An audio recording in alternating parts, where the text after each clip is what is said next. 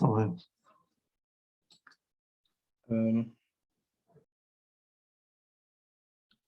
Queria partilhar aqui a minha tela, mas eu estou como anfitrião, não estou?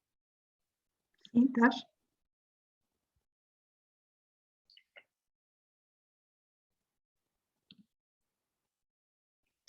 Ok. Boa noite, então, irmãos. Acho que estão agora a ver o ecrã, não é? Minha tela. Então, hoje nós iremos continuar aqui a estudar o Evangelho de João. Vamos terminar o capítulo Carrega só 3. em reproduzir, desculpa, para vermos em grande. Diz? Carrega em reproduzir para vermos em grande. Onde é que está o reproduzir? Visualização, ampliação, adicionar dispositivo, reproduzir.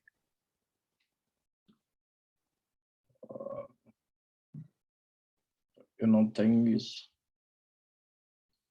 Segurança, participantes, bate-papo. Não, estamos a ver no PowerPoint a edição, Paulo. Desculpa? No PowerPoint estamos a ver a edição, a forma de edição. Não estamos a ver a apresentação. Ok, desculpa, estava escondido pelas letras do Zoom. Obrigado. Assim já vê? Não? Não? Carreguei em reproduzir. Está igual. Ok. Temos um problema. Então, vamos tentar aqui de novo.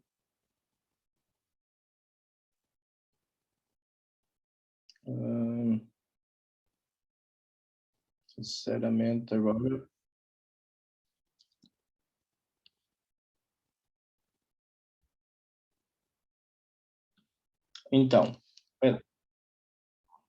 Então temos de novo este versículo-chave do Evangelho de João, que eu acho que vai ficar memorizado no fim, o propósito pelo qual João escreve, e não apenas decorar o versículo, também é a forma de nós podermos olhar para todo o Evangelho. Portanto, a intenção com que João escreve é para crermos, e essa é uma palavra-chave, quem é Jesus? Ele então é o Messias, o ungido, o Filho de Deus, e para que crendo nele, então, possamos ter vida no seu nome, vida eterna, que é uma expressão repetida várias vezes. Então, dois temas ao longo do Evangelho é o conceito de crer em Jesus, crer quem ele é, e também o conceito de vida. E aqui, talvez mais à frente, nós iremos ter que desenvolver um bocadinho mais este conceito de vida, como ela acontece em geral nas Escrituras, mas em especial no Evangelho de João, e como é que nós temos já na nossa mente o conceito de vida por causa do ambiente que vivemos na nossa própria sociedade. Portanto, a nossa sociedade usa a palavra vida com uma certa conotação, mas para João, ou muitas vezes em palavras de Jesus, vida tem um significado bem mais profundo, muito mais ligado ao Senhor. Então, aqui temos estas divisões principais do Evangelho. Temos este prólogo, como já tínhamos visto inicialmente. Depois temos uma outra secção onde temos sinais e discursos de Jesus, até ao capítulo 12, todo ele. Depois a morte e a ressurreição de Jesus, no fim da terceira secção, que antecede um período de conversas que João registra, mais privadas, que Jesus tem com os seus discípulos, e o capítulo 21, então, como um epílogo que termina o Evangelho. O que temos visto até aqui, tenho aqui a amarelo, nós hoje iremos analisar as partes a laranja, mais o capítulo 4 de João. Então nós temos aquele prólogo, onde João introduz uma série de temas no seu Evangelho, depois... peço desculpa, onde ele introduz uma série de temas no seu Evangelho. Depois nós temos aquela questão que Jesus transforma já no capítulo 2, faz a transformação da água em vinho, há a purificação do templo, e nesse sentido a questão do espaço sagrado, de facto, Jesus vai dizer que ele próprio é o templo, ou seja, derribar este templo em 3 dias, ele então iria ressuscitar, portanto ele iria reedificar o templo referente ao seu próprio corpo, e temos aquela questão com que João começa a trabalhar a ideia de crer. Pessoas que criam em Jesus, vendo os sinais que ele fazia, mas Jesus não confiava neles. E aqui entra aquela tensão do que é crer em Deus, do que é crer em Jesus. Isto porquê? Porque numa comunidade judaica, dentro de uma fé judaica, dentro dos rituais do templo e do ensino de uma sinagoga, todos os judeus criam em Deus. A questão é, esse tipo de crença produz vida eterna? Então João entra nesta tensão e quer levar a mim, como leitor, a perceber a ideia do que é crer em Jesus, que não, ou crer em Deus, que não é apenas um sentido de perceber, de ficar maravilhado com sinais, conforme a multidão ficou lá no fim do capítulo 2, ou até o próprio Nicodemos, que se dirige a Jesus abordando essa questão dos sinais, mas que implica uma união íntima entre nós e Deus, e isso está, de certa maneira, a refletir-se no texto que iremos ver hoje em João capítulo 4. Depois temos aquela conversa, uma famosa conversa entre Jesus e um fariseu, um dos principais dos fariseus, que fazia parte do Sinédrio, que condenou Jesus à morte, do Sinédrio. No entanto, Nicodemos, fazendo parte desse grupo, não se identificou com todas as decisões, e nós vamos notar até no fim do Evangelho que ele vai prestar honras de dignidade a Jesus, juntamente com José de Arimateia, para o sepultamento do corpo de Jesus. Então hoje nós iremos ver do versículo 16 ao versículo 36, uma secção do capítulo 3, que são alguns comentários de João e também alguma informação que João Batista dá acerca de Jesus. Para a leitura do texto, não vou estar a ler aqui todos estes versículos, depois vou ler mais à frente a conversa entre Jesus e a mulher em Samaria. Então, o que nós temos aqui, esta secção que começa, eu creio, com o versículo 16 do capítulo 3, ou seja, nós temos uma conversa e palavras de Jesus com Nicodemos desde o versículo 1 do capítulo 3 até ao versículo 15, e dá a ideia que a partir do versículo 16 são comentários de João àquilo que o Senhor Jesus tinha dito. E este versículo muitas vezes ele é usado, todos nós, creio eu, sabemos de cor João 3,16, e como que tem ali alguma espécie de síntese, um resumo do Evangelho. Começa com esta intensidade do amor de Deus, a forma enfática que temos ali, porque Deus amou o mundo, dá uma ênfase à intensidade desse amor de Deus, que aliás João deixa isso bastante claro quando escreve a sua primeira carta, e estou a pensar no capítulo 4, 8 e 16, essa manifestação desse amor de Deus, afirmando que ele é amor, e também a questão de que Deus amou o mundo de tal maneira. E este mundo não é propriamente bom, ou a parte boa, o mundo é mau. Tanto mais que quando chegamos ao fim desta secção, no versículo 42, são os samaritanos que reconhecem que Jesus é o Salvador do mundo. E se ele é o Salvador do mundo, de facto, é porque o mundo precisa de um Salvador, porque não está bem, porque o mundo é mau. Eu sei que existem algumas tensões na interpretação deste versículo, ou desta questão da ideia de mundo. Alguns acham que se refere apenas às pessoas que aceitam o Evangelho, mas de facto temos estado a ver a forma como João vai usar esta palavra mundo, ou tem estado a usar, que implica o ser humano criado e caído, também afetado pela queda, e ainda assim é o objeto do amor de Deus.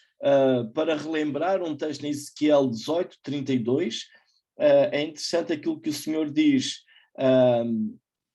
Ele faz primeiro, ele faz uma pergunta se ele tem prazer, ele diz: tenho prazer na morte do perverso. Ele diz isso no versículo 23, acaso tenho eu prazer na morte do perverso? Diz o Senhor Deus: Não desejo eu antes que ele se converta dos seus caminhos e viva? E depois, no versículo 32, o Senhor diz assim: porque não tenho prazer na morte de ninguém, diz o Senhor Deus. Portanto, convertei-vos e vivei. Portanto, este anseio, este desejo que Deus tem de salvação, da sua criação, ela está aqui presente, e esta é a expressão do amor de Deus para com todos, sejam eles judeus ou não judeus, ou gentios. Mais tarde, Paulo irá escrever que devemos orar por todas as pessoas, pelos que têm autoridade, por qualquer um, porque é da vontade de Deus que todos os homens venham ao conhecimento da salvação. Então, este é o amor de Deus manifestado de uma forma plena a toda a humanidade. Não apenas este amor é demonstrado nas páginas do Novo Testamento, através de Jesus, mas já no Antigo Testamento, conforme Ezequiel diz, este amor já estava ali a manifestar-se. Também este versículo inclui este conceito da dádiva, é o Filho amado. E para lembrar, quando o Senhor fala com Abraão, ele faz-lhe um pedido para ele ir ao monte com o seu próprio filho, o filho que ele amava. E é interessante que depois é precisamente isso que Jesus vem fazer, que Deus vem fazer connosco. Ele entrega o seu próprio filho, o filho do seu amor, para nos salvar. E esta é a expressão do amor de Deus por nós. O meio é crer, já tínhamos visto isso no prólogo, para que todos quantos receberam, deu poder de serem feitos filhos de Deus, aos que creem no seu nome. E o propósito sempre é o mesmo neste Evangelho de João, ter a vida eterna. Temos isso no prólogo, temos isso no propósito do Evangelho lá, naquele versículo-chave que vimos há pouco tempo. Estes versículos do 16 ao 36 formam aquilo que nós por vezes mencionamos que é um inclusio, ou seja, há um texto que inicia com um assunto e vai terminar precisamente com o mesmo assunto. E isso é uma boa pista, às vezes, para nos ajudar a identificar uma unidade de texto nas Escrituras para poder preparar um estudo, um sermão, ou iniciar e terminar um assunto, uma leitura. Onde isso fica mais claro, por exemplo, é em alguns salmos, que iniciam com uma expressão louvai ao Senhor ou aleluia, e o mesmo salmo termina com a mesma expressão, louvai ao Senhor ou aleluia. Neste caso, se nós olharmos aqui para o texto de João, portanto estou-me a referir ao capítulo 3, versículo 16, onde notar que há aqui algumas notas dominantes, tanto no início como no fim desta secção. Eu vou ler o versículo 16 e diz, então, porque Deus amou o mundo de tal maneira que deu o seu Filho unigênito para que todo aquele que nele crê não pereça, mas tenha a vida eterna. Então, um tema bastante importante aqui neste versículo é que quem crê no Filho tem a vida eterna. E esta é a forma como esta secção começa. Olhando para o resto do texto, portanto nós iremos lendo o texto todo, chegando ao versículo 36, como que nós encontramos uma ideia que está a ser repetida de novo. Por isso, quem crê no Filho tem a vida eterna. O que todavia se mantém rebelde contra o Filho não verá a vida, mas sobre ele permanece a ira de Deus. E este último versículo encerra esta secção, voltando a referir o tema de que quem crê tem a vida eterna, portanto este tema que foi lançado nesta explicação que João dá no fim da conversa com Nicodemos, ele vem encerrar este momento e simultaneamente, com as linhas a seguir, faz a transição para a conversa que vem no capítulo 4, no encontro de Jesus com a mulher de Samaria. E que esta mulher, de alguma forma, ela crê em Deus. Mas esta crença que ela tem que ser refinada. Esta crença que ela tem que ser discernida muito mais além daquilo que ela estava habituada toda a vida. E isto é importante para nós, porquê? Porque hoje relacionamos-nos com pessoas também que de alguma forma creem em Deus. A questão é como é que nós vamos ajudar essa pessoa a compreender algo mais profundo que faz a transição entre a nossa vida cotidiana, religiosa até, por vezes, com a ideia de crer no sentido de ser filho de Deus, no sentido de ter vida eterna. No meio destes dois blocos de texto, do 16 ao 21, ou do 31 ao 36, que contém esta ideia de crer e vida eterna, então nós temos de novo a menção de João Batista. João Batista surge, de novo, há uma série de perguntas ali que são feitas. Ele estava a batizar João, e ele é questionado sobre a questão de purificação, e onde notar que esta ideia de purificação já tinha sido também abordada, a ideia de purificação, a ideia de água já tinha sido abordada, por exemplo, nas bodas em Caná.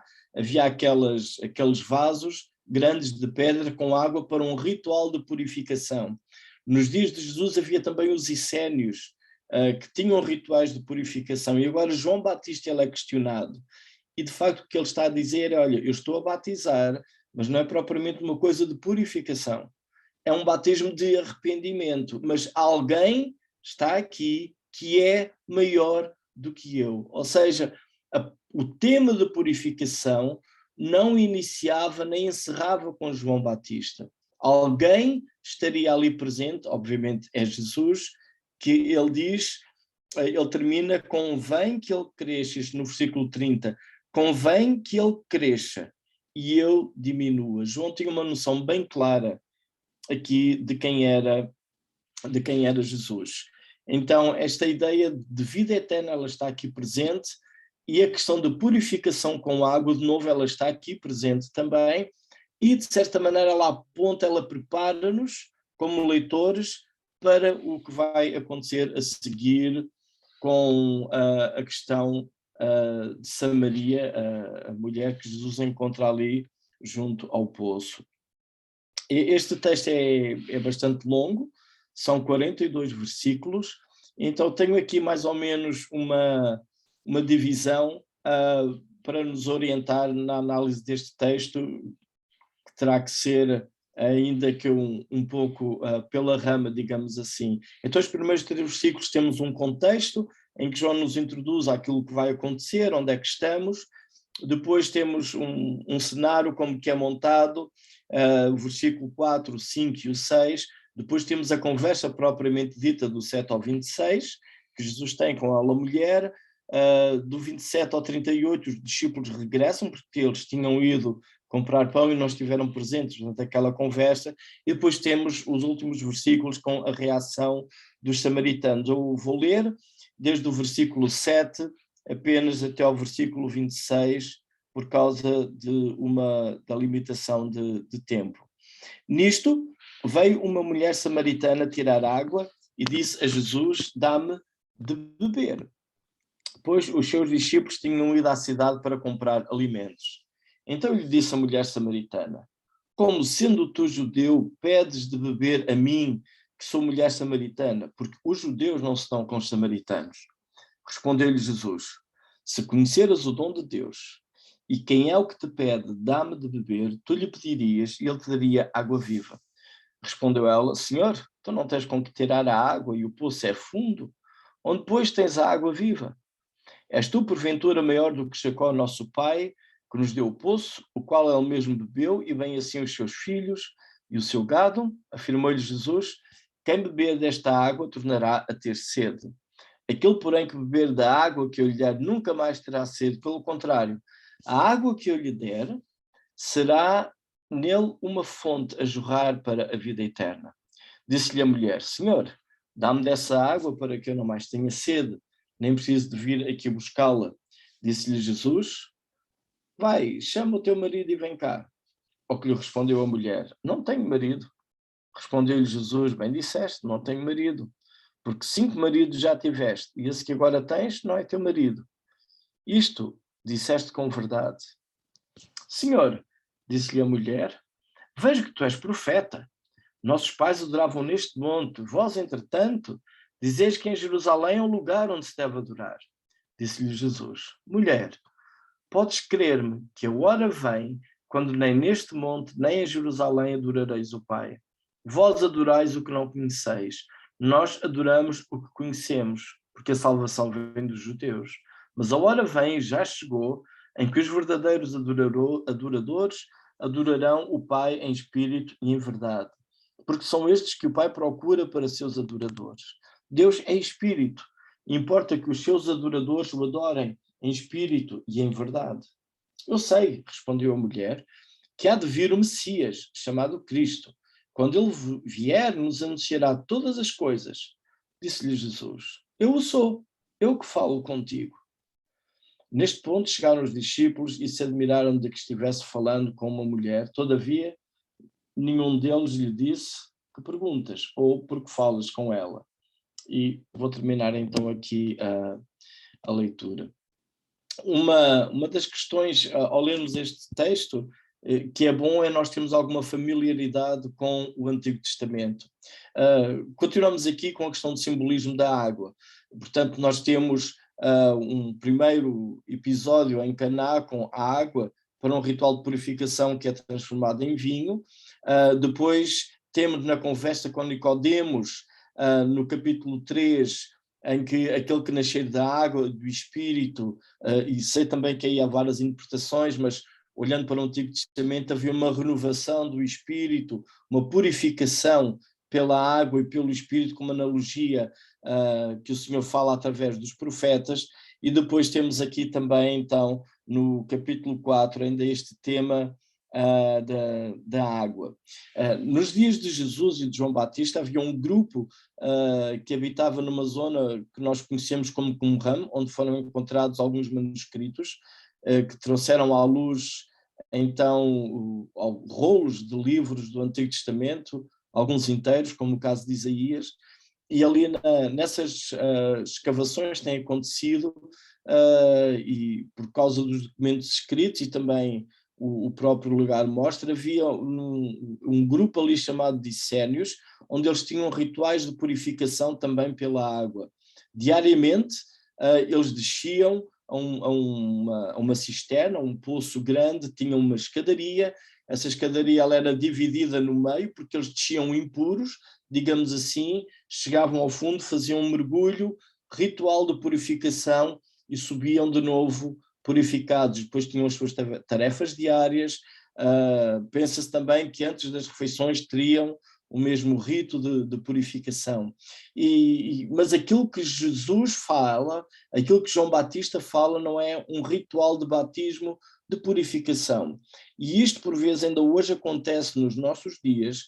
Esta ideia de batismo ou de água para purificar, muitas vezes quase que cria a ideia de que alguém conhece o Evangelho, aceita Jesus e passa a assistir numa igreja. Depois tem algum tempo de prova e depois então tem um tempo de batismo onde tem uma espécie de purificação e então depois batizado já é um crente mais puro.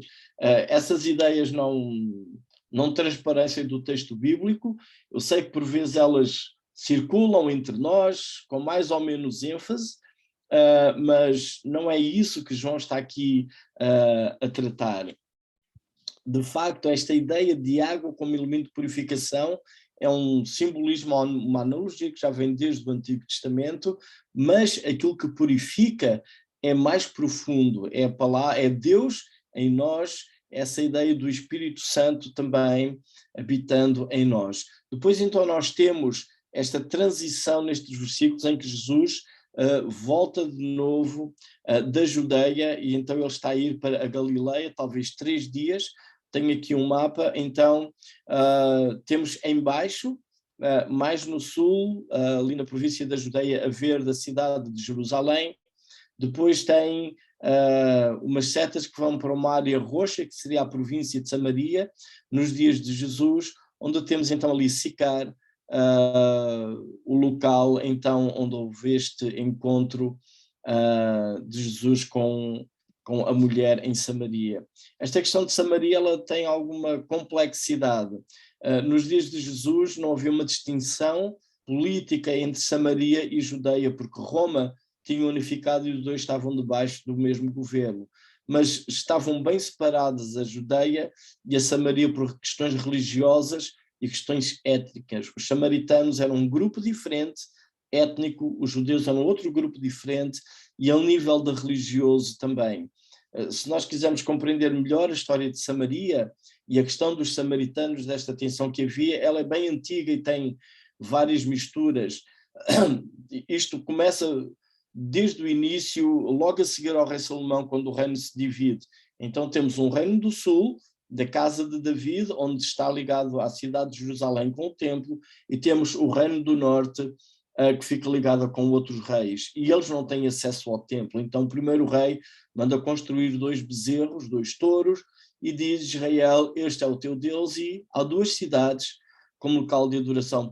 Posteriormente, vemos isso no segundo livro de Reis, capítulo 16, versículo 24, o rei Omri, do norte, ou do reino de Israel, nomeou então a capital do reino como Samaria, e por vezes Samaria refere-se à cidade ou a toda a região, ou por vezes a todo o reino do norte, ou o reino de Israel.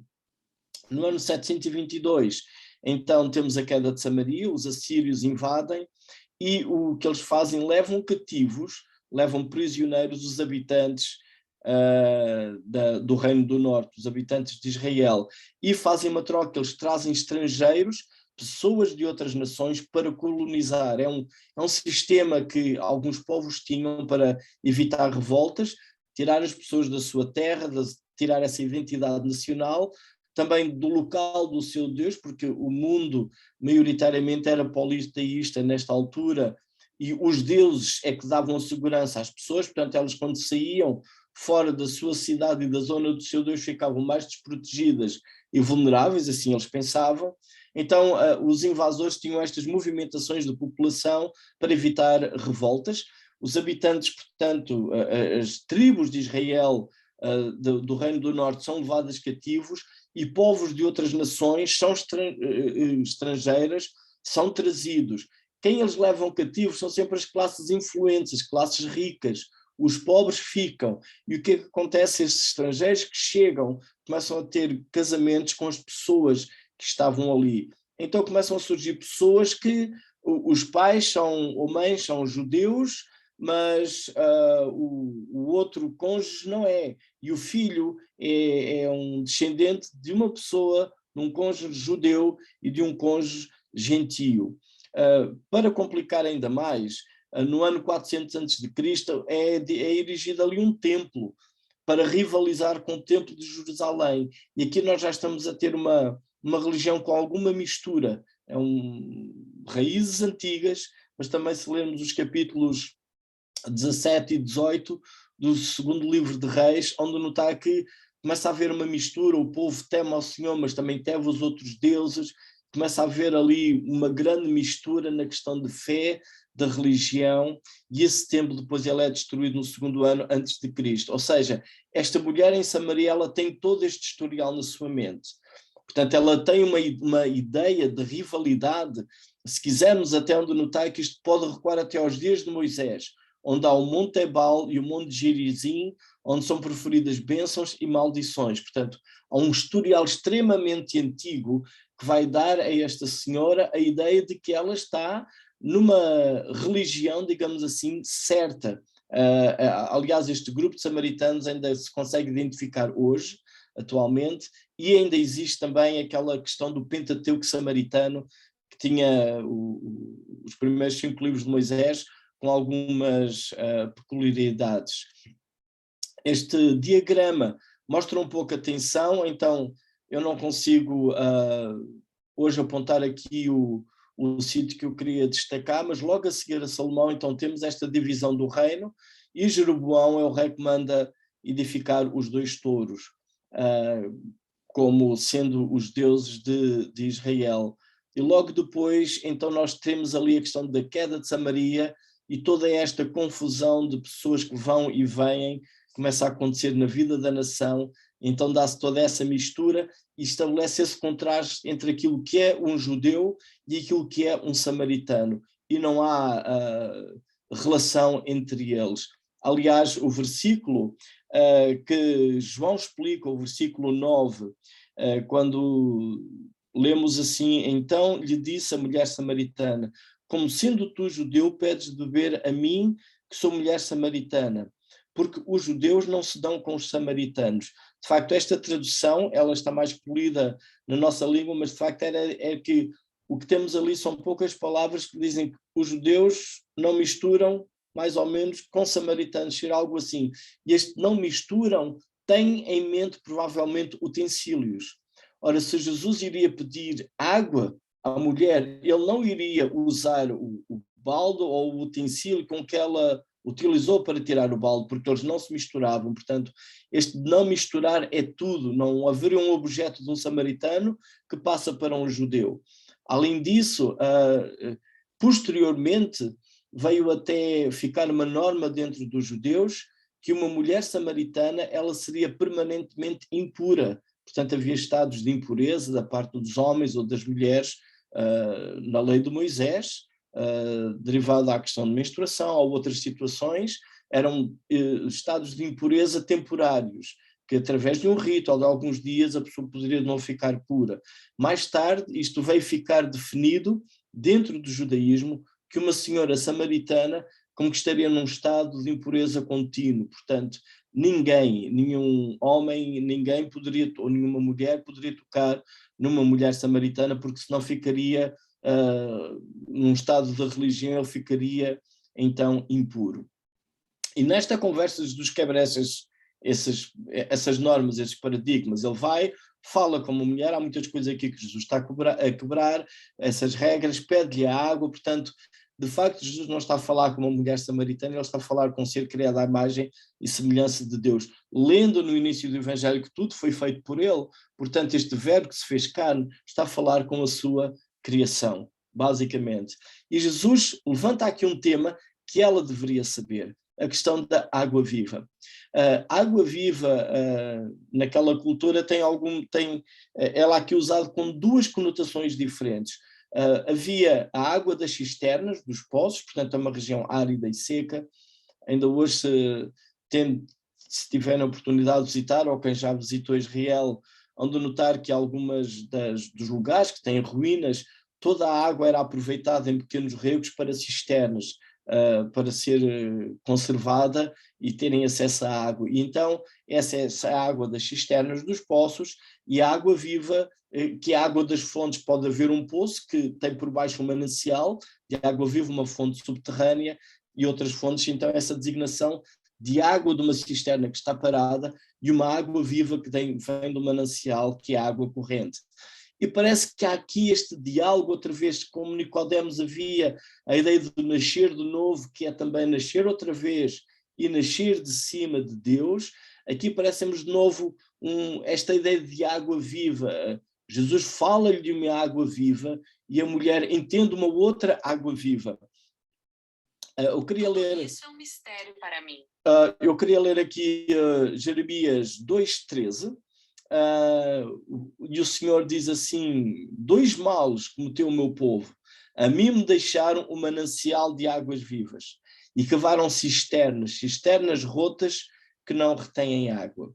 Ora, há um momento em que o Senhor se dirige à mulher e diz se ela soubesse qual o dom de Deus, no versículo 10, se conheceras o dom de Deus e quem é o que te pede, dá-me de beber, tu lhe pedirias, e ele te daria água viva. E este conhecer o dom de Deus pode também ter duas direções.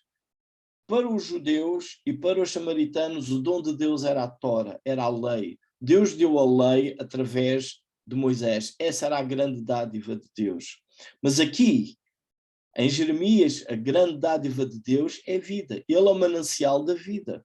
Então, não é apenas observância da lei que Deus deu, mas é a ligação, a proximidade, o estar ligado ao manancial de água viva, que é Deus.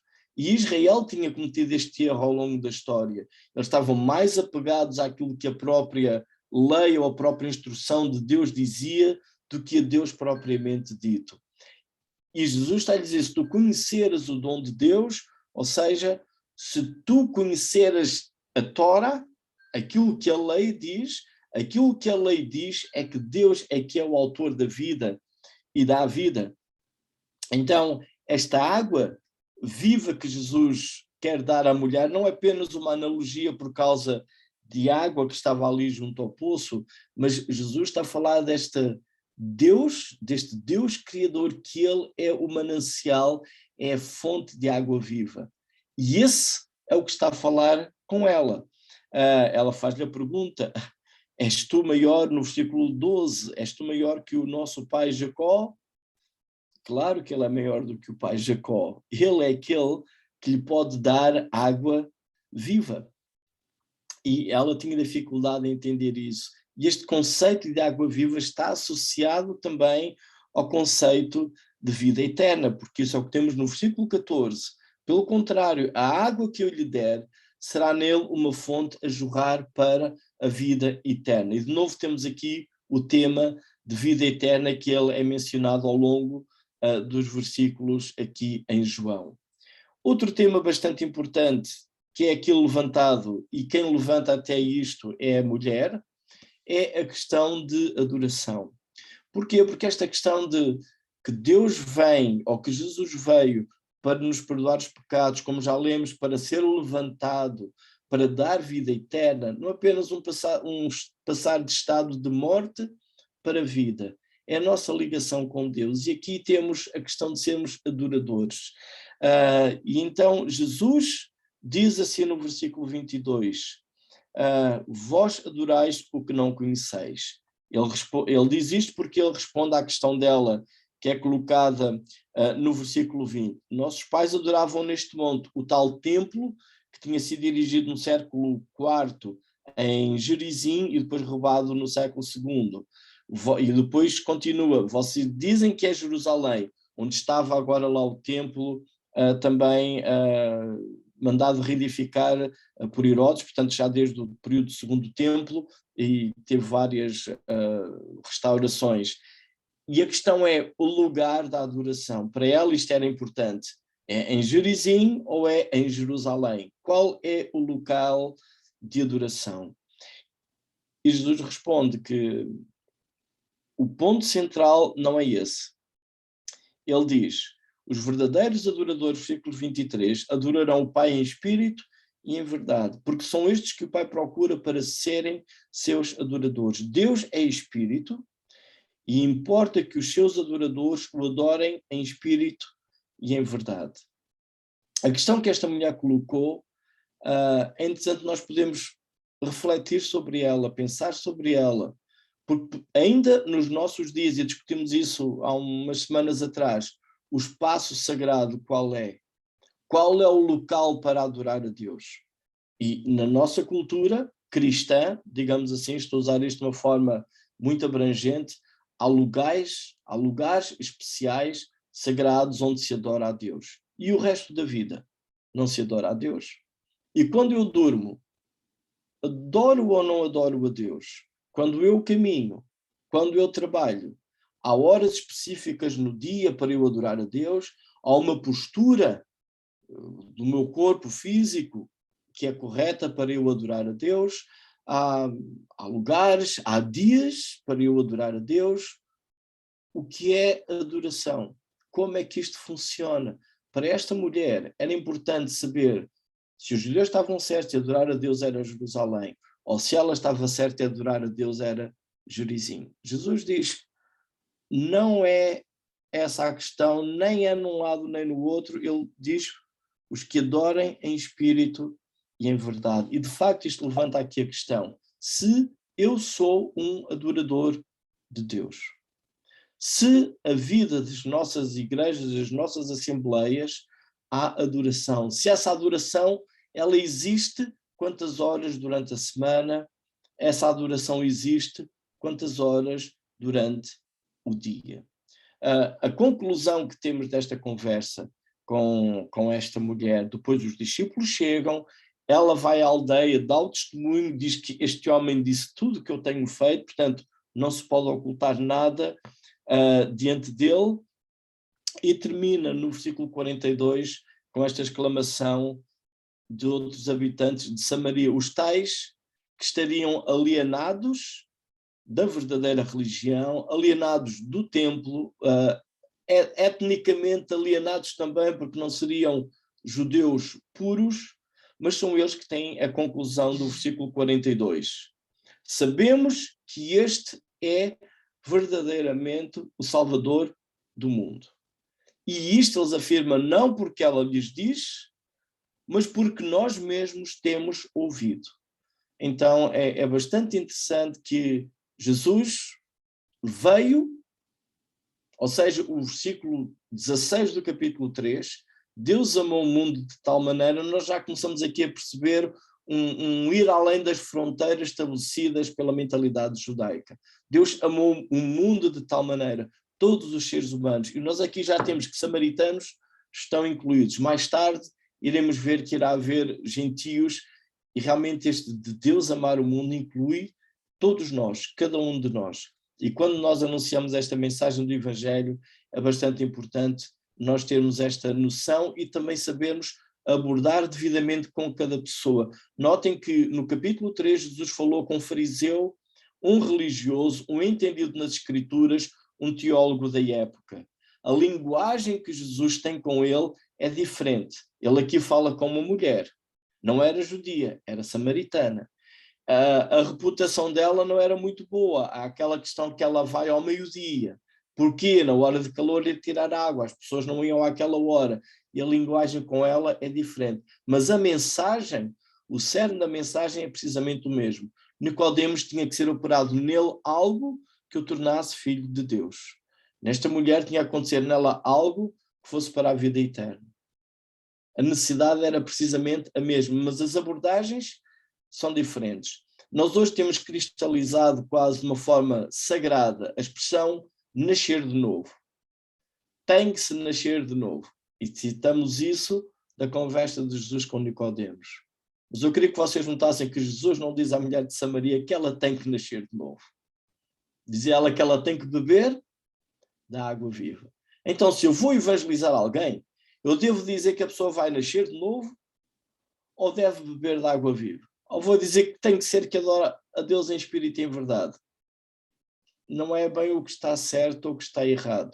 A mensagem é a mesma. João escreve para que haja vida eterna crendo em Cristo Jesus.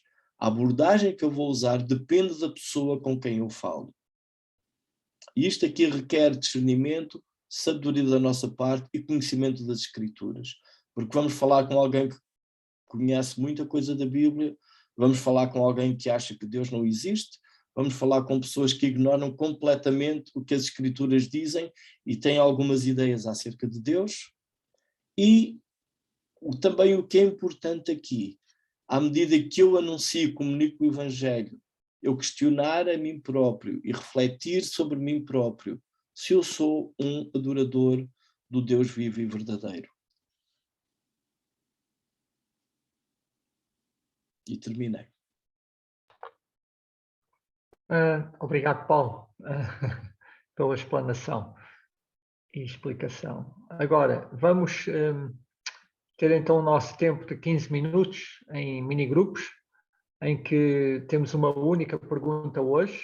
É uma pergunta com duas perguntas, no fundo, mas para nós podermos, em dois grupos, podermos discutir e meditar um pouco, pensar um pouco. Então, a pergunta é, e vamos pôr aí.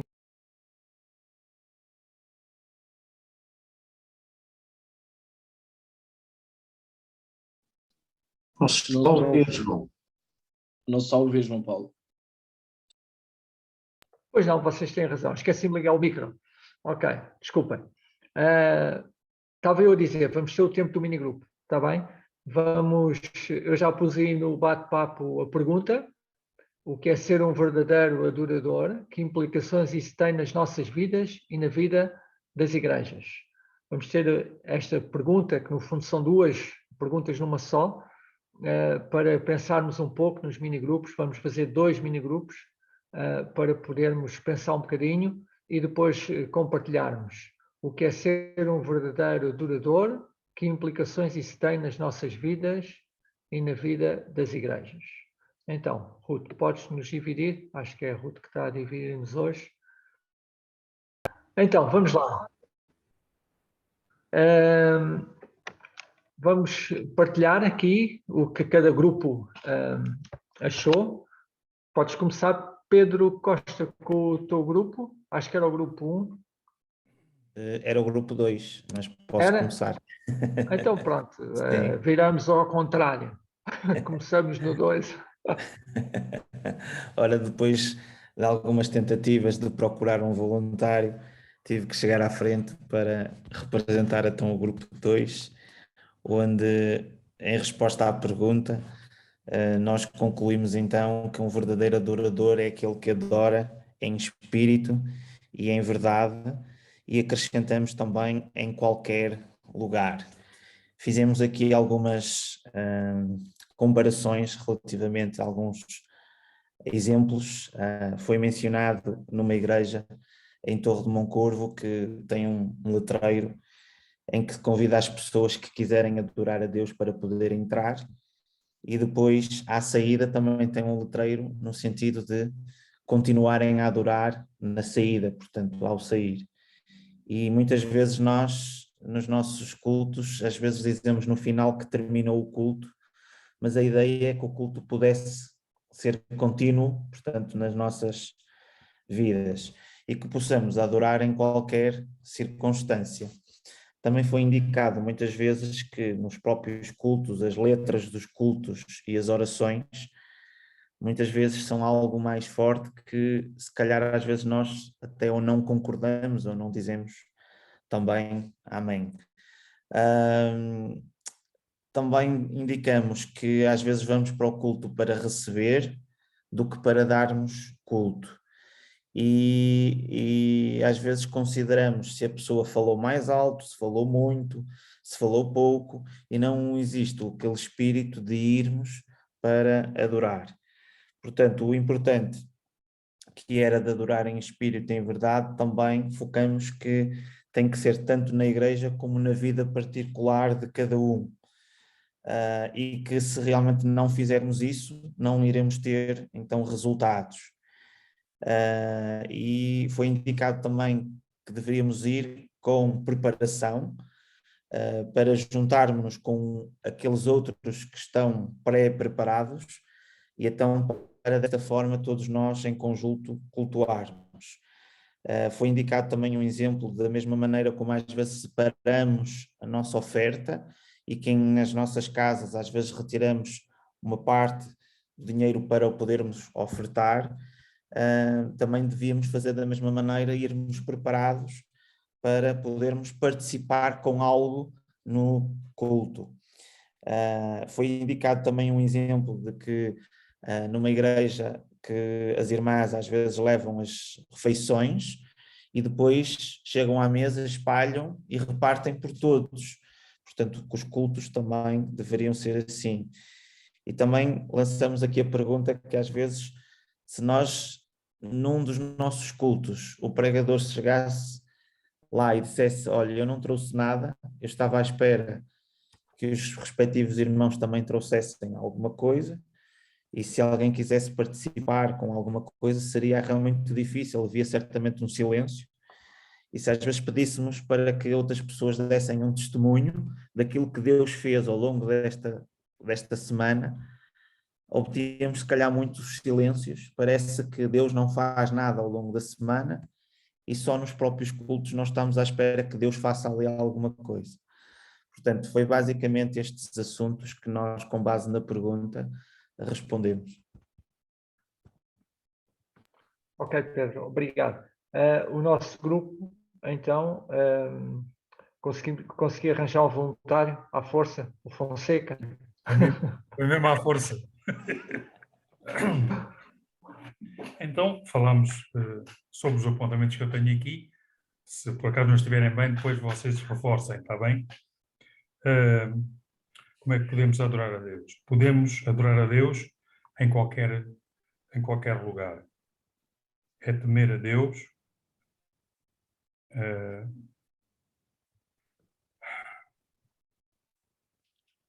apreciar aquilo que Ele faz com cada um de nós e amá-lo. Se um descrente pode adorar a Deus, nós dissemos aqui que não pode adorar a Deus uma pessoa descrente. Esta também é a minha opinião, porque Deus ama os homens, mas todos aqueles que o rejeitam, Ele não os ama. Ama só aqueles que realmente o creem nele. Portanto, queridos irmãos, a saber o que é a adoração, também temos que saber o que é a adoração a Deus. Só podemos adorar a Deus com a nossa integridade e as nossas diferenças diferentes das dos descrentes também. Só podemos adorar a Deus com a nossa integridade e ser diferentes dos descrentes, porque se nós formos iguais aos descrentes, então aí não há adoração. Se não houver amor também, falamos sobre isto, não pode haver adoração. Só através do amor que está nos nossos corações, que foi implantado no nosso coração através do Espírito Santo, aí há adoração. Adoração também é temê-lo, isto é, temer ao Senhor, apreciá-lo e procurar fazer a sua vontade. Haver comunhão com os irmãos em oração e todas as atividades da Igreja. Portanto, aí está manifesta, portanto, a nossa adoração a Deus. Portanto, e foi isto que eu tomei como resumo. Desculpem, se alguma coisa está mal, acrescentem, façam favor, porque eu não sou a pessoa mais indicada para estas coisas. Ok, obrigado aos grupos, obrigado aos porta-vozes dos grupos. Estiveram muito bem. Deixem-me só dar aqui a oportunidade ao Paulo Oliveira para poder finalizar com alguma conclusão rápida também. Paulo?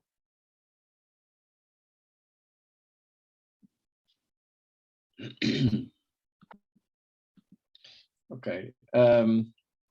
Esta questão de adoração que o Senhor Jesus abordou aqui com esta mulher em Samaria, ela vai ser bastante importante também em todo o Evangelho. De facto, ela remete-nos para o nosso relacionamento com Deus, que nos criou, com o Verbo encarnado que veio habitar entre nós, e isto de novo leva a questionar a situação desta mulher, que até conhecia algumas coisas, que sabia que havia de vir alguém, conhecia algumas coisas da Bíblia, acreditava em Deus, também com aquelas pessoas do final do capítulo 2, que quando estavam em Jerusalém viram os sinais que Jesus fazia, criam nele, mas Jesus não confiava nelas. Então aqui esta questão de crer em Deus, no sentido de João de vida eterna, ela também está intimamente ligada com a questão de adoração. Então o anunciar o Evangelho não é só dizer que há perdão de pecados ou passar da morte para a vida, mas de facto a fazer pessoas discípulos de Jesus, pessoas a quem o Espírito Santo habita, pessoas transformadas pelo poder de Deus, que serão ou que vão ser verdadeiros adoradores de Deus. E isso é mais, se considerarmos isso em termos de nós evangelizarmos e comunicarmos o Evangelho a alguém, esta questão da adoração é mais do que saber uma série de versículos de cor, ou se calhar ter um discurso encarreirado para falar de Deus a alguém. Implica que eu, na minha vida, dentro da comunidade onde eu estou, da igreja onde eu reúno, ou dentro da família, ou do meu trabalho, ou nas minhas horas de lazer, seja o que for, implica que eu seja um adorador de Deus.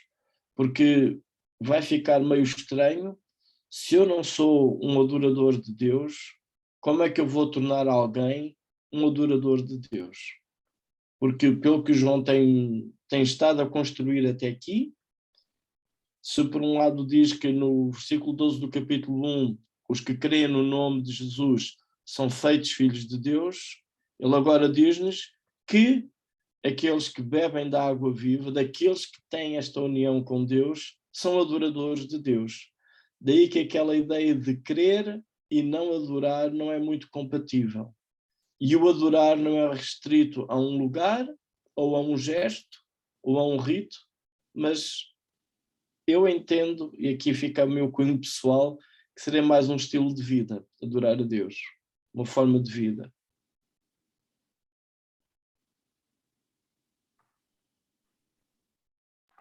Ok, Paulo, obrigado.